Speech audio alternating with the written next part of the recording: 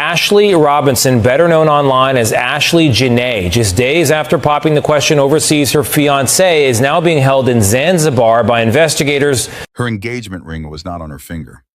When investigators processed the scene inside Vala 25 at the Zuri Zanzibar Hotel and Spa on the night of April 8, 2026, the ring that Joseph Isaac McCann had placed on Ashlee Robinson's hand just days before at Serengeti Wildlife Resort in the middle of Tanzania was gone.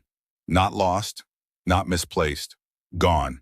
And you will be surprised where they found it and what was on it when forensics took it in. Stay with me, because I am going to walk you to it the way the locals on Nungwi Beach walked the investigators to it. Slowly, carefully, and without skipping a single detail. Her name was Ashlee Robinson. Online, her 130,000 followers knew her as Ashlee Jenae. She was 31 years old, American, based in Miami, Florida. A black lifestyle creator who flew to Zanzibar, Tanzania, for what was supposed to be the most beautiful chapter of her life, a multi-week vacation with the man she loved, ending in a proposal at Serengeti Wildlife Resort, a luxury villa on Nungwi Beach, and a birthday celebration at the edge of the Indian Ocean. She would be dead 4 days later. Before Ashlee Robinson ever boarded that plane to Tanzania, before the giraffe photos, before the rose petals, before the ring, she told a close friend that she was scared. Not nervous, not uncertain. She wanted to leave the relationship. She was looking for a way out. But she told that friend she could not just walk away, because the man she was about to travel with had a temper. And she did not know what that temper would look like once it was directed at her with no one else watching. She got on the plane carrying that fear. Read that again. She got on the plane to Julius Nyerere International Airport in Dar es Salaam, connecting onward to Zanzibar International Airport, carrying that fear. And if you are watching this and you have ever been the woman who told a friend something you were too afraid to tell anyone else, you already know what that moment feels like. The words come out small. You almost take them back as soon as you say them. The friend looks at you and doesn't know what to do with what you just gave her. Ashlee said it. Her friend heard it. And Ashlee still went. Hold that. Ashlee Robinson grew up in a family that loved her. Her father is Harry Robinson. Her mother is Yolanda Andres. Her sister is Alyssa Andres. The kind of family that texts back. The kind of family that had a place set at the table for her on every birthday. She turned 31 on April 5th, 2026. She spent it on a beach in Zanzibar. Professionally, she was Ashlee Jenae, a lifestyle creator who built 130,000 followers on Instagram through travel content, soft life content, fashion. The kind of work that looks effortless because it is the result of years of small, patient decisions about what to share and what to hold back. Her followers did not see her as a celebrity. They saw her as a friend, a voice that felt personal. And here is what the headlines have not spent enough time on. If you are a woman in your 20s, your 30s, a creator, a professional, a woman who travels, Ashlee's audience was not strangers. It was you. The exact demographic sitting with this video right now is the demographic Ashlee spent years building. Women who travel solo, women who travel with partners, women who post, women who are somewhere between dreaming about the soft life and quietly wondering what the camera is not showing. Ashlee's camera was not showing what was actually happening inside Villa 25. And in a few minutes, I am going to tell you exactly what was happening from people who were there. Drop your city and your country in the comments right now. This case has reached Lagos, Nairobi, Atlanta, Philadelphia, Kingston, London, Sao Paulo, Miami, where her family is still waiting for her body to come home. Drop your location. Let me see how far this has reached. And if you are new here, subscribe and share this video, because Ashlee Robinson deserves more than a headline. The man who put that ring on Ashlee Robinson's finger is 45-year-old Joseph Isaac McCann, Silicon Valley, crypto hedge fund CEO. A man whose fund had reportedly collapsed by 78%, a failed $1.5 billion comeback attempt, a reputation that depended on being trusted by the exact demographic Ashlee's audience belonged to. But here is the detail that reframes the entire trip. According to local sources who have come forward in the days since Ashlee's death, Joe McCann was not a tourist at the Zuri Zanzibar Hotel and Spa on Nungwi Beach. He was a regular. The staff knew him. The locals knew him by name. He had been to that property before, many times. He was not a man navigating a new island. He was someone who had built relationships there, who understood how the resort operated, who knew the geography of that place the way you only know somewhere you have returned to by choice. And once you see that, the choice of Zanzibar stops looking like romance. It starts looking like strategy. I am not saying that is what it was. I am saying that detail is now sitting in the public record. And once you see it, you cannot unsee it. Ashlee and Joe checked into Villa 25 at the Zuri Zanzibar Hotel and Spa on the northern tip of Nungwi Beach in the first days of April 2026. Their planned departure date was April 10th. They lasted 4 days.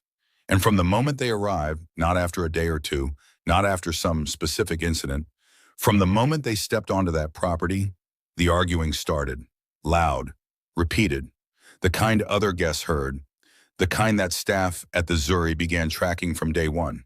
The reason, according to multiple local sources on the ground, Joe was leaving Ashlee alone in Villa 25 in the evenings to be with other women on the island, which means he knew where to go, which means he knew who to find, which means the man who had just proposed at Serengeti Wildlife Resort knew the social geography for the Zanzibar intimately. Ask yourself why. And then it spilled into the open. At the front desk of the Zuri Zanzibar Hotel, in front of staff, in front of other guests, someone had been flirting with Ashlee. Joe got upset, and Ashlee, instead of staying quiet, fired back right there at reception, calling him out, telling him she knew about the other women, making it plain in a public space in front of strangers who were watching every word. The staff at the front desk watched it unfold in real time. The neighbor in Villa 24, separated from Ashlee's room by nothing but a thatch wall, heard the rest of the argument continue once the couple returned to their room. By the evening of April 8, 2026, hotel management at the Zuri Zanzibar had made a decision. They physically separated the couple. Joe McCann was moved out of Villa 25 and relocated to Villa 65, approximately 8 to 10 minutes away on foot across the resort property, past the pool, past the dining areas, past the front desk. When a luxury resort separates an engaged couple by 8 to 10 minutes of walking distance, that is not a symbolic gesture. That is a deliberate operational decision made by a property that has decided keeping two parties together presents a risk. And that decision reflects a judgment about which of the two was the escalating factor. Joe was the one asked to leave. Ashlee was allowed to stay. She was now alone in a foreign country on what was supposed to be her birthday trip, separated from her fiancé by hotel management. Already scared? Already wanting out, in a villa where she had been arguing for 4 days. At approximately 7:30 in the evening, a hotel attendant doing his routine rounds stopped at Villa 25. Ashlee answered the door. She was conscious. She was communicating. She asked him for a phone charger. He gave her his personal charger. She told him to come back in about 10 minutes to collect it. He continued on his rounds to the neighboring villas.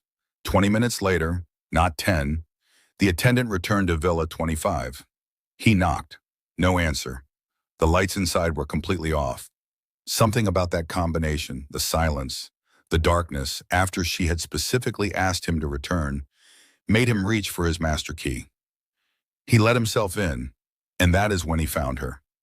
Ashlee Robinson was non-responsive inside Villa 25.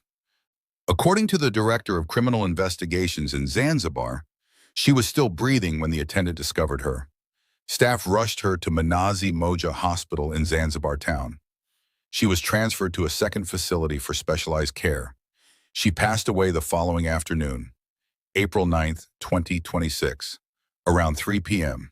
From the moment she was found lying, breathing, fighting, to the moment she was gone, hours had passed. She had been found alive.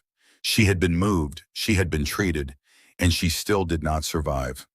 Let that settle. The Director of Criminal Investigations in Zanzibar has now released this timeline publicly. On its surface, it looks like a tragedy.